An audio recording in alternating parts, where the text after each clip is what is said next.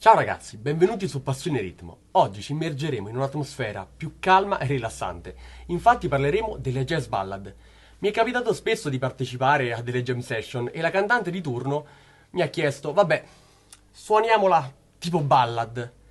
La prima volta sono rimasto un po' così, non sapevo bene cosa fare.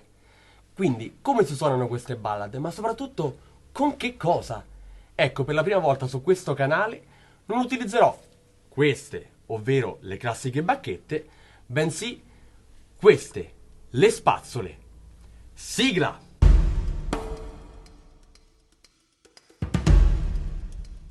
La storia delle spazzole comincia da un utensile molto particolare. Verso la fine dell'Ottocento viene inventato un moschicida noto come Fly Killer, che con le sue setole metalliche permetteva di uccidere le mosche ma di lasciarle intatte, così da non sporcare il muro. Ma forse dovrei consigliarlo a mia madre. Non sappiamo esattamente chi sia stato il primo ad utilizzare questo utensile sulle peli della batteria. Alcuni pensano sia stata colpa dell'alcol durante una jam session, ma c'è un musicista che rivendica l'idea come propria. Stiamo parlando del mitico Jelly Roll Morton, pianista di New Orleans. Forse ricorderete la scena del film La leggenda del pianista sull'oceano, con le musiche del grande maestro Morricone, in cui Jelly Roll Morton e Novecento si sfidano al pianoforte. Morton racconta che verso la fine del 1910 suonava con un batterista che picchiava talmente tanto forte sul rullante che una sera gli diede un paio di Fly Killer per scherzo.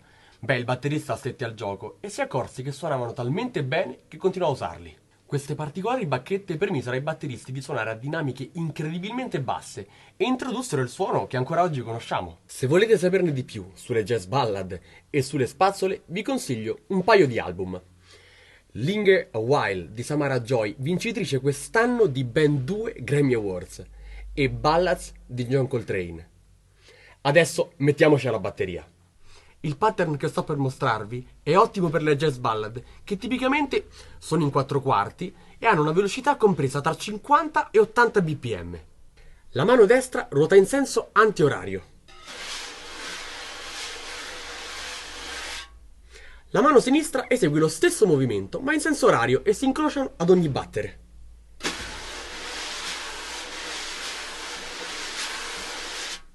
Ogni rotazione dura un quarto. È consigliabile creare degli accenti esercitando maggiore pressione su ogni spazzola per enfatizzare la pulsazione dei quarti.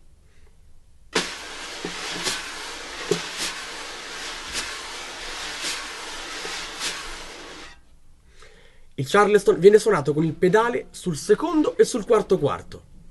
1, 2, 3, 4. 1, 2, 3, 4. 1, 2, 3, 4. La cassa invece interviene ogni tanto per sostenere il contrabbasso. Vediamo il tutto con la base.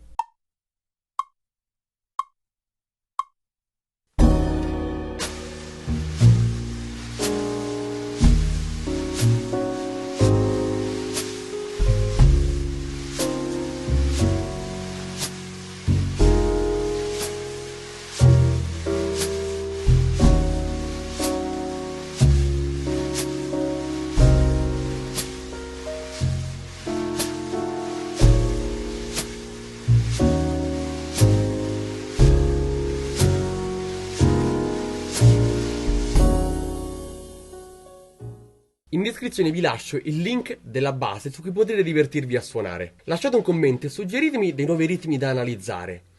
Aiutatemi a far crescere il canale, mettete un like, iscrivetevi se ancora non l'avete fatto e cliccate sulla campanella per rimanere sempre aggiornati. Restate ancora con me, voglio farvi ascoltare Guess Who I Saw Today nella versione di Samara Joy.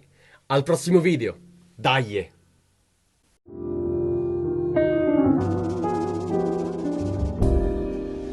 Guess who I saw today, my dear? I went in town to shop around for something new. I thought I'd stop and grab a bite when I was through. I looked around for someplace new.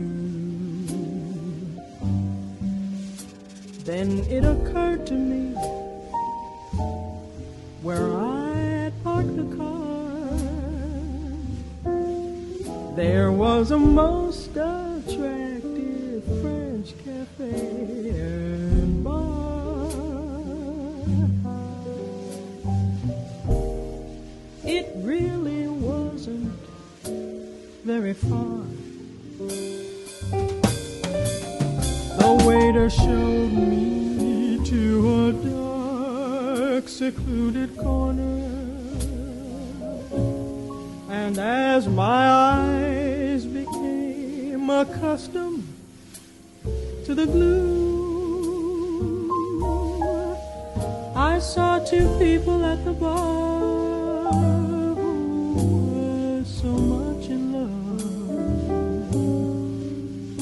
that even I could spot it clear across the room. Guess who I saw today, my dear?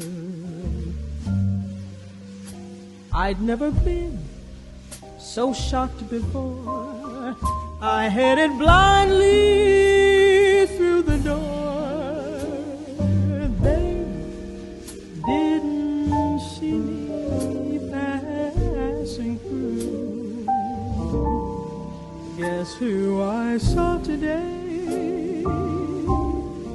Guess who I saw today? Guess who I saw today?